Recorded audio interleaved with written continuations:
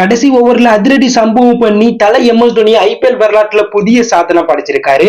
Lucknow versus CSK இவங்க ரெண்டு பேருக்கு மீடியான ஐபிஎல் மேட்ச்ல டாஸ் வெற்றி பெற்ற லக்னோ அணி பந்து வீச்சு தேர்வு செய்ய சிஎஸ்கே முதல்ல பேட்டிங் ஆனாங்க. சிஎஸ்கே ரச்சின் ரவீந்திர ரகானே ஓப்பனிங் வீரரா களமிறங்கினாலும் ரச்சின் ரவீந்திரா ஒரு பாலுக்கு டெக் அவுட்ல மோசித் கான் போட்ட ஒரு சூப்பரான யாக்கர்ல கிளீன் போல்ட் ஆயிட்டு டாட்டா காட்டிட்டு முதல் விக்கெட் அவுட் ஆயிட்டு வெளில போயிட்டார்.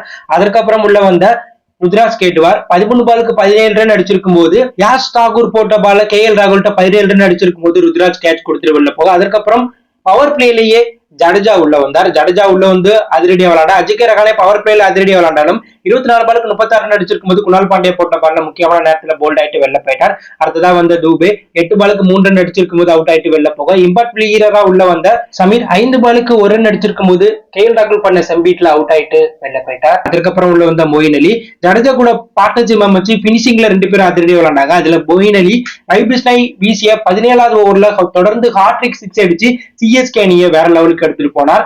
அரை சதம் அடிச்சு பொறுப்போட விளையாண்ட ஜடேஜாவும் கடைசியில அதிரடியா விளையாண்டார். ஆனா மொயின் அலி ஹாட்ரிக் 6 அடிச்ச அடுத்த பாலே அவுட் ஆயிட்டார். மொயின் அலி 20 பாலுக்கு 30 ரன் 3 6 150 செய்கிட்டு இருக்கும்போது வைபிஸ்னை போட்ட பால்ல ஐஸ் பையன்ட்ட கேட்ச் கொடுத்துட்டு வெளில போக அதுதான் தலை எம்எஸ் தோனி கெத்தா உள்ள வந்தார். உள்ள வந்த உடனேயே ரசிகர்கள் 124 டெசிபிள் சவுண்ட்ல கட்ட ஆரம்பிச்சுட்டாங்க. சோ தோனி 18வது ஓவர்லயே உள்ள வந்தாலும் கடைசி பாலை மட்டும் சிங்கிளுக்கு கன்வெர்ட் பண்ணி அடுத்த பாலுக்கு கிரீஸ் அவரே வச்சிருப்பார். சோ 19வது ஓவர் மோகித் கான் வீசிருப்பார். அந்த ஓவர்ல முதல் 2 பால் ஒய்டு போட்டிருப்பார். அடுத்த பால் எம்எஸ் தோனி வேற லெவல்ல ஒரு பவுண்டரி அடிக்க அதற்கு அடுத்த பால் எம்எஸ் தோனி ஏபிடி வில்லியர்ஸ் போல பின்னாடி திரும்பிக்கிட்டு ஒரு ஷாட் அடிச்சிருப்பார். இந்த ஷாட் பாகிஸ்தானுக்கு எதிராக எம்எஸ் தோனி விளையாடும் போது அடிச்சிருப்பார். அதற்கு அடுத்ததா இப்பதான் எம்எஸ் தோனி அவரது கிரிக்கெட் வாழ்க்கையில அடிச்சிருக்கார். அந்த அளவுக்கு 360 டிகிரி பிளேயரா மாறி எம்எஸ் தோனி இந்த ஷாட் அடிச்சிருக்காரு. இந்த ஷாட் அடிச்ச உடனே ரசிகர்கள் வேற லெவல்ல கொண்டாட ஆரம்பிச்சுட்டாங்க.